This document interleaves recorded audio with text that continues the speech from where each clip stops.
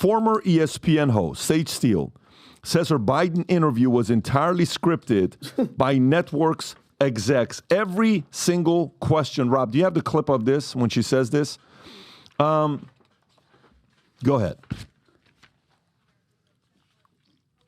Day in sports, opening day for America's national pastime. This was about 2 months after he took office. That was an interesting experience in its own right because it was so structured, and I was told, you will say every word that we write out. You will not deviate from the script and go. To the word, like every single question was scripted, gone over dozens of times by many executives, editors and executives. Absolutely. I was on script and was told not to deviate. It was very much, this is what you will ask. This is how you will say it. No follow-ups. No follow-ups. Next. I knew that this was a lot bigger than just the wonderful editors that I worked with. This went up to the fourth floor, as we said, that we're all the bosses, the top executives, the decision makers are the president of our company. Adam, do you have a problem with this? Where they all work. Do you have a problem with this? So Sage Steele, ESPN, these are the 6 questions you ask. You cannot even say, how do you feel about that? What do you think about that one time? How about the fact that some Americans feel that when you say, if I don't vote for you, you're not black? Do you think it's fair for you to make that kind of an accusation? Do you think there's nothing like that can be asked? What do you think about the network forcing you to ask every single question the way they put it? So I'll give you 3 responses. Go for it. Am I shocked that this is after he was elected, correct? That's what she said? 3 months after he was elected? Yeah. Am I shocked that the Biden administration is going to want posed, queued up questions? Not in the least.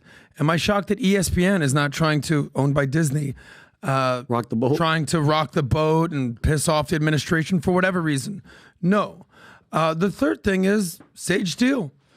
That's on you, sweetheart. Like, you can make your own decisions as a journalist.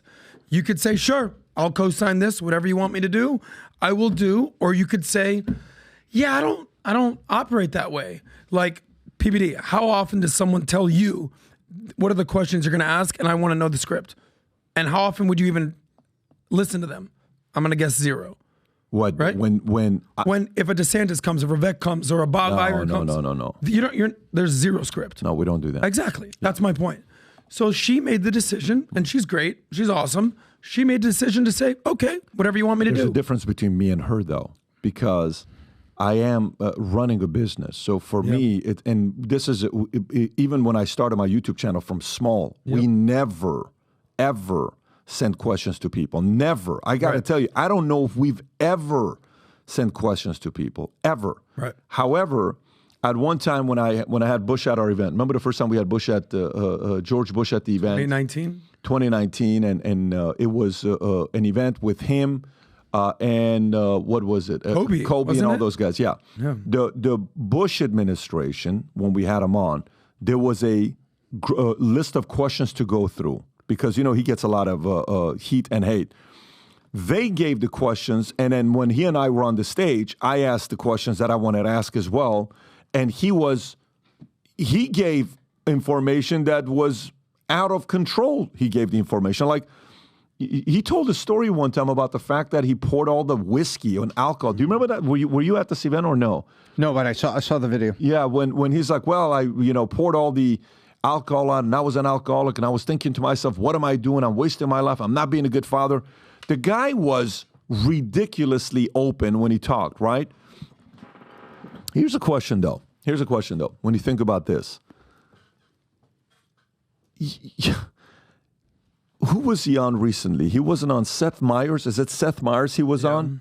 If you see the Seth Meyers clip he's on, we don't need to play it right now. You'll notice he's wearing glasses. Yeah. And you'll notice he's reading what they want him to say. He's right? Be cool. Whatever, he puts the glasses on. And his marketing team, you got to give him a lot of credit for how brilliant they are and how to hide what he's doing. Seth is asked the question. They've told him that's the skit we're going to play. And he plays it, and it, does what it does. Everybody reacts to it, right? Do you know what the difference is with him and his opponent? You know what his opponent does? Talks for an hour and a half. Do you think his opponent says, send me the list of questions and what do you want to ask? Nope. What do you think his opponent does? His opponent goes up and says what? Whatever he wants. So you know what you'll notice? There's a difference between establishment candidates and non-establishment candidates. Establishment candidates tell you what to ask them.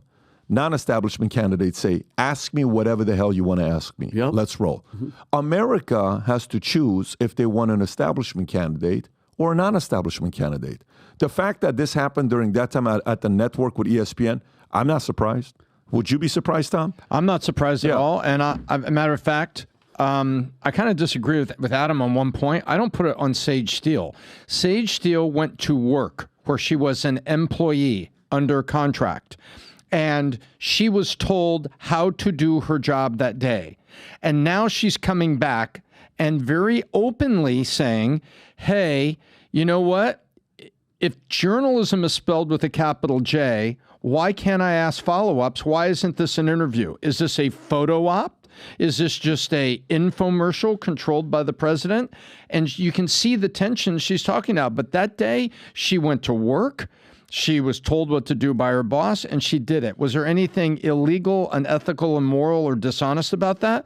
No, she wasn't covering up a scandal. They were asking questions, and she's now saying, I was so surprised that there was no follow-ups and no nothing. It wasn't congressional testimony. And I respect her for now in this forum coming back saying, here, do I wish more reporters would stand up in better ways to the manipulation so that Americans would understand that there is hope for real journalism, maybe someplace, and we're not just seeing a scripted movie? I do hope that. I do hope that. But on that day, she went to work that she was told. It wasn't like she was lying about COVID. Mm-hmm. To your point, by the way, I establishment, anti-establishment, Trump, Biden, it's like completely the polar opposite human beings. Where on Biden's side, scripted, because we all know it might not even be Biden, it's often their handlers, their agents, their publicists, their PR that are basically saying, this is how we operate. Don't ask him about this. Don't do this. It's not Biden, as you know. It's his handlers. The thing with Biden is people want him to do more interviews, talk more. Like, let's expose what's really going on here. Trump, it's the exact opposite. He's too lippy. He's too open. Some people are like, I love it. Just shut it up a little, buddy. But that's who he is. That's his personality. You're not going to stop that. Yeah.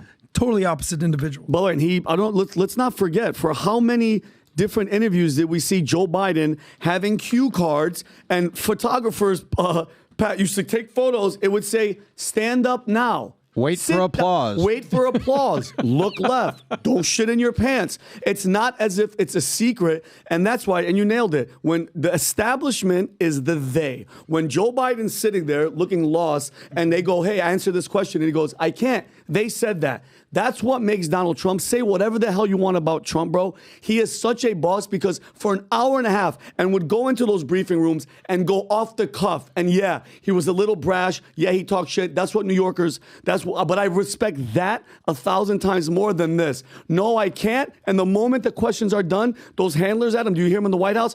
Everybody get Turn out. to your right Don't and shake hands with a ghost. He sits there and smile. By the way, if you notice, when Stephen A. was on CNN, you know what he put in his profile on the bottom? What?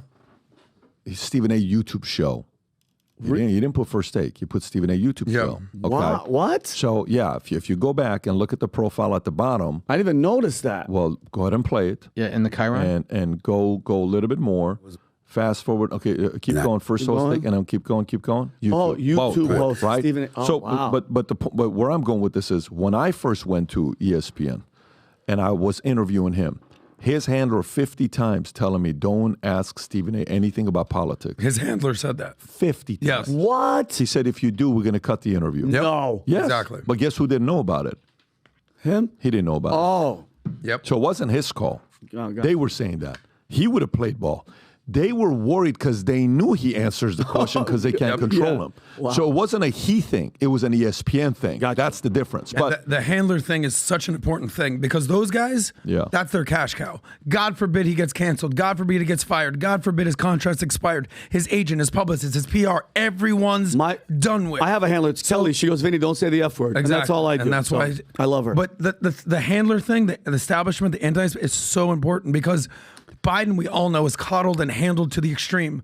With Trump, Ain't nobody handling that, dude. He's gonna. I love that, but don't you? Isn't that refreshing? Yeah, For he's a little out yes. there. A lot of people don't. Because a lot of appreciate that. people are soft, Adam. I personally just like when Stephen A. was like, yeah, just he's not presidential. With all the shit that they did to him, he has a freaking get out of jail free card to talk as much shit as he wants from what they did from 2016 to all the shit to right now. We get it. Let You're him voting go. for Trump. Yeah, let him go. Let him go. I think your community has a lot of influence over you. A lot of influence over you. If you notice when certain people who come in a caged environment, controlled environment, when they're around us, what happens? They let it rip. They love it. They absolutely love it. I agree. It's just like, let's talk, let's boo. They're protected, they're safe, and you can tell it in their mannerisms on how they are.